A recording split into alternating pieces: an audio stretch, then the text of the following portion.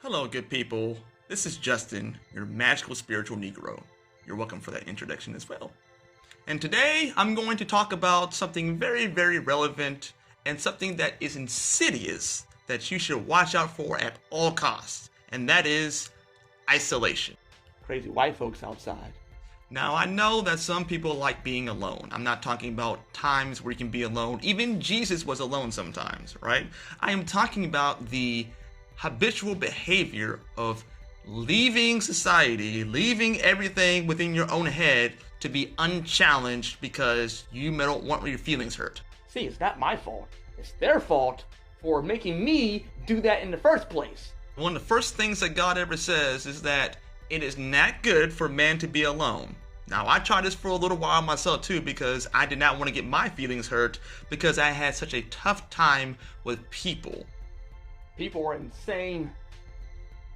Utter madness. Madness everywhere. I had people making promises to me all the time about how good of friends they were going to be and things like that, how they had my back, and they didn't because they had not yet counted the cost of what it was going to take to be a true friend. And you're not going to have a lot of true friends. You're going to have like 3, 4, 5, like on one hand, if you're really blessed, maybe 2 hands.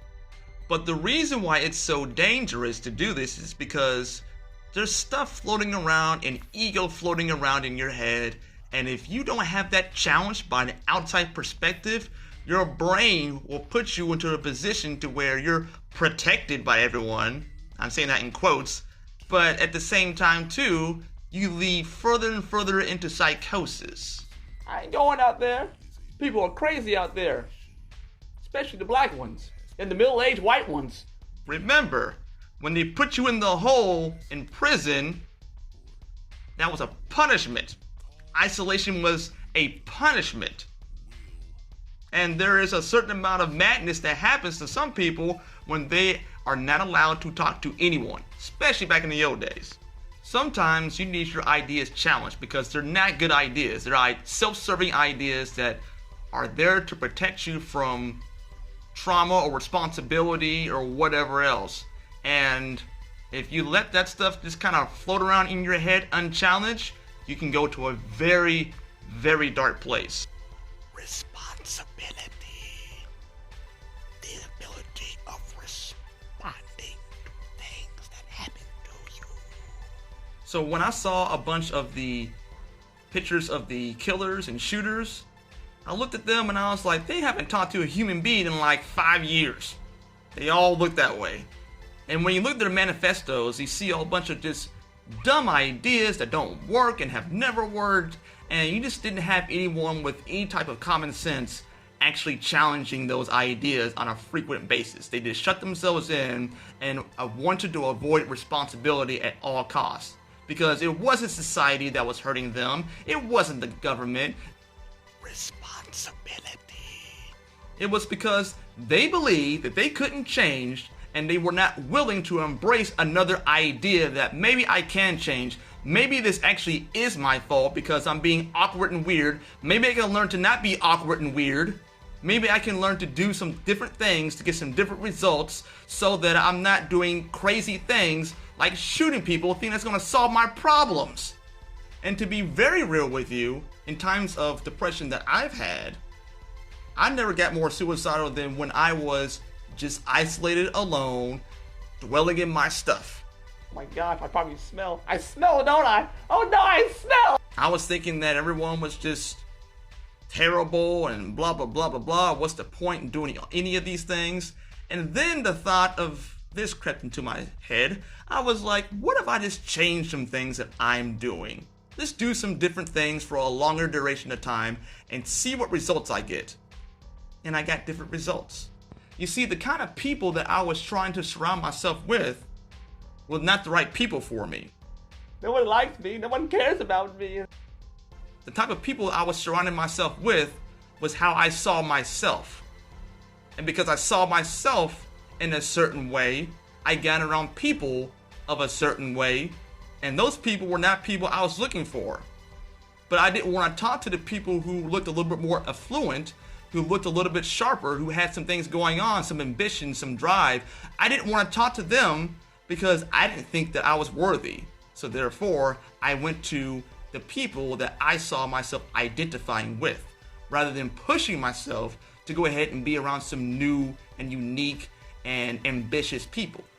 It was my own self-image coming back at me, manifesting itself in relationships that were not good.